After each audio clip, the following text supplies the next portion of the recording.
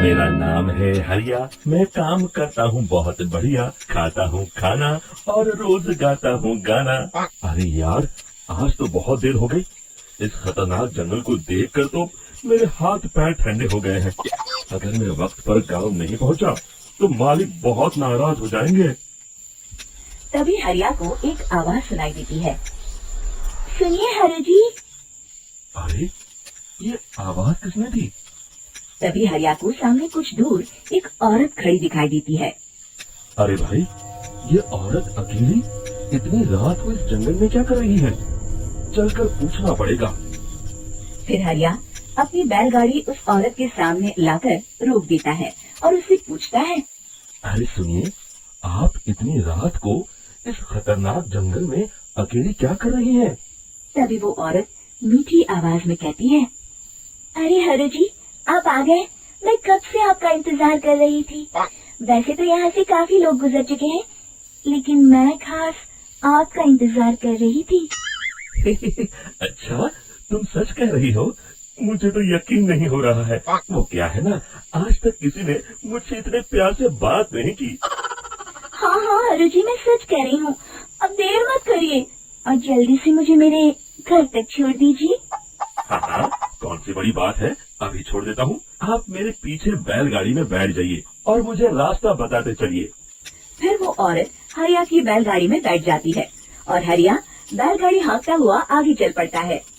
फिर उस औरत के बताए हुए रास्ते पर चलते चलते हरिया बैलगाड़ी लेकर एक काली गुफा के आगे आकर रुक जाता है। हरिया उस औरत से पूछता है। हाँ देवी जी, आपका घर कहाँ है? यहाँ तो एक गुफा के अलावा और कुछ नहीं है। तभी अचानक वो औरत हवा में उड़ने लगती है। देखते ही देखते उसका सुंदर रूप एक डरावनी चुड़ैल में बदल जाता है और वो जोर जोर से हंसती है। अरे तू तो एक नंबर का बेवकूफ निकला।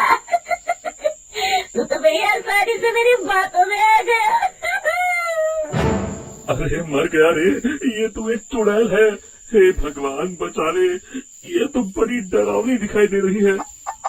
और फिर अगले ही पल हरिया की बैलगाड़ी में रखा सारा सामान हवा में उड़ता हुआ उस काली गुफा के अंदर चला जाता है और वो चुड़ैल भी उस गुफा के अंदर जाकर कहीं गायब हो जाती है।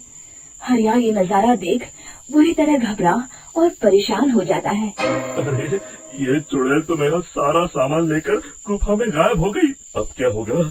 अगर मैं गांव खाली हाथ गया तो मालिक मेरी अच्छी खबर लेंगे। मेरी इस बात का कोई यकीन भी नहीं करेगा। फिर आखिर वही हुआ। हरिया के मालिक चंपक सेठ को हरिया की किसी भी बात पर रत्ती भर भी यकीन नहीं हुआ।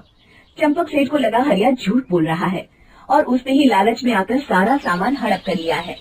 फिर हरिया को बेईमान समझकर चंपक सेठ उसे काम से निकाल देता है। अगले दिन अपनी दुकान में परेशान बैठा चंपक सेठ गुस्से में बड़बड़ाता है। अरे, दुकान में तो सामान बिल्कुल भी नहीं है। अब मुझे ही शहर जाकर सामान लाना होगा। फिर वो अपनी बैलगाड़ी लेकर शहर चला जाता है। शहर से सामान लेकर जब चंपक सेठ वापस गांव लौट रहा होता है, तभी उसे एक आवाज सुनाई देती है। चंपक जी, ओ चंपक जी। अरे, ये तो कोई मेरा नाम लेकर मुझे पुकार रहा है। फिर उस रास्ते में वही औरत खड़ी दिखाई देती है। फिर क्या था, हरिया की तरह चंपक सेठ भी उस औरत के पास अपनी बैलगाड़ी लेकर जाता है और वो भी उसकी चिकनी चुपड़ी बातों के मुंह जाल में फंस जाता है। फिर चुड़ैल उसे भी अपनी गुफा तक ले जाती है और उसका सारा सामान लेकर गुफा में गायब हो जाती है। बेचारा चंपक सेठ लाचार होकर खाली हाथ गांव लौट आता है। फिर ये उस जंगल में रोज की बात हो जाती है। जो कोई भी शहर से कुछ लेकर गांव की तरफ लौटता, वो चुड़ैल उसे बेवकूफ बनाकर उसका सारा सामान लेकर गुफा में गायब हो जाती। एक दिन हरिया एक लकड़हारे को उसी जंगल की तरफ जाते हुए देखता है। फिर हरिया उसे रोकते हुए कहता है। अरे भाई, क्यों अपनी मौत को दावत दे रहे हो? मेरी बात मानो, आगे जंगल में मत जाओ। वहाँ एक बड़ी भयानक चुड़ैल रहती है। लकड़हारा हरिया की बातों को नजरअंदाज करते हुए कहता है। अरे भाई, मुझे पहले ही बहुत देर हो चुकी है, मुझे जाने दो भाई। शाम तक लकड़ियाँ काट कर शहर के बाजार में बेचना है। तुम अपनी ये कहानी किसी फुर्सत में बैठे इंसान को सुनाओ, मैं तो चला। इतना कहकर लकड़हारा वहाँ से आगे जंगल की तरफ चला जाता है। फिर अगले दिन गांव के मुखिया के घर के बाहर बहुत सारे लोग जमा हो जाते हैं। तभी हाथ में कुल्हाड़ी लिए खड़ा लकड़हारा कहता है, अरे मुखिया जी, अब आप ही हमें बचाइए उस जंगल वाली चुड़ैल से। हमारा सारा काम तो शहर से ही होता है। अरे मुखिया जी, उस चुड़ैल की वजह से तो मैं पूरी तरह बर्बाद हो गया हूँ। हम सबको मिलकर उस चुड़ैल का कोई इलाज करना पड़ेगा। तभी भीड़ में खड़ा वीरा कहता है, आप लोग चिंता मत करिए, कल से वो चुड़ैल किसी को नहीं लूट पाएगी। मेरे पास एक बहुत अच्छी तरकीब है। तभी चंपक सेठ उसका मजाक उड़ाते हुए कहता है, अरे तेरा नाम वीरा है तो क्या हुआ? तूने अभी उस चुड़ैल को देखा नहीं है? जाकर अपना काम कर, बड़ा आया। तब मुखिया जी कहते हैं, नहीं नहीं चंपक सेठ, मुझे लगता है हमें इस लड़के को एक मौका देना चाहिए। फिर सभी गांव वाले मुखिया जी की बातों से सहमत हो जाते हैं और वीरा शाम को एक बैलगाड़ी में कुछ सामान लाद कर उस जंगल की ओर चल देता है। वीरा, ओ वीरा, कहाँ जा रहा है? तभी वीरा मुड़ के देखता है, वही चुड़ैल एक औरत के रूप में खड़ी है। अरे बहन जी, मैं आपको ही ढूंढ रहा था। देखिए, मैं आपके लिए क्या लाया हूँ। अरे वाह, तू खुद मेरे लिए इतना सामान लाया है। तू ही अकेला गाँव में समझदार है। जरा देखो, मैं भी खोल के, बड़ी भूख लगी है।